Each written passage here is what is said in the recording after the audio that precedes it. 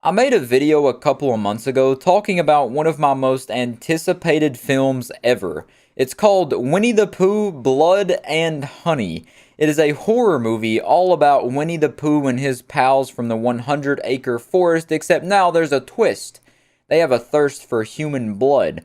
All those lovable characters from your childhood are now bloodthirsty killers, and they'll kill anybody who steps foot in their forest. But just in case you missed that last video, I talked about everything surrounding this that you needed to know, and I'm going to give you the cliff notes now so you can be caught up to speed. So basically, how this movie is able to be made is that all the characters from Winnie the Pooh are now in the public domain, because it's been over 95 years since the original story was published, which means it falls into the public domain now. Everyone except for Tigger, his copyright will be up in the next couple of years, but everyone else is completely fair game to be used in any way they see fit, as long as they change it enough to be different from the original story, and that's what they decided to do. So let's go ahead and hop in here and watch the first official trailer from the Winnie the Pooh Blood and Honey movie. Pooh, Piglet, Eeyore, we were friends for many years, and they're out there.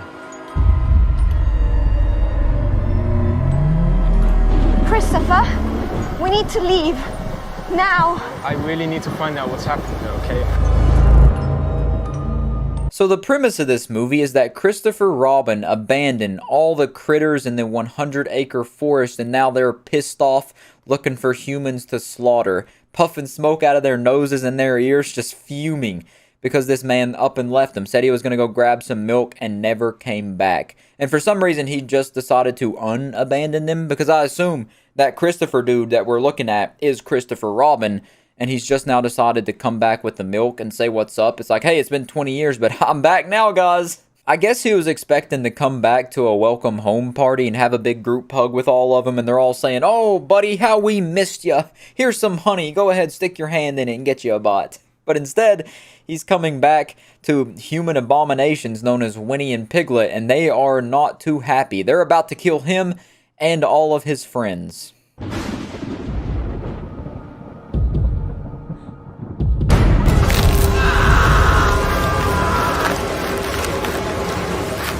So there you have it. Christopher Robin is to blame for all of this. He abandoned them for no reason, just up and left. And now they've turned hog wild. They're going crazy, slaughtering everybody because they're wild animals now. They're not tamed animals that can talk and walk and do goofy stuff. They're evil, pure evil now. This place is kind of cool.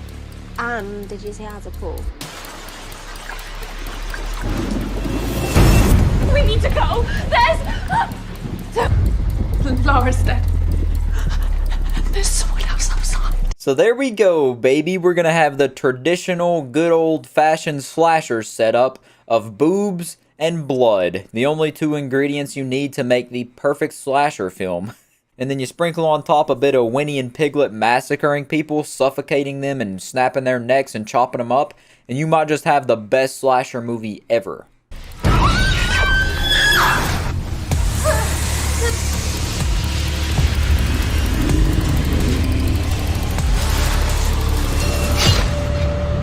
We used to be friends. Why are you doing this, please?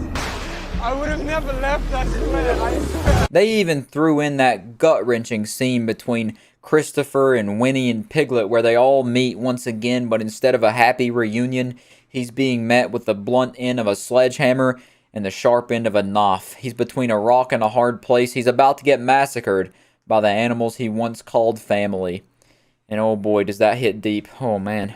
That's enough to make a grown man shed a tear. I'm sure when I watch this, I may just bawl my eyes out. I'm definitely going to have some Kleenex on standby.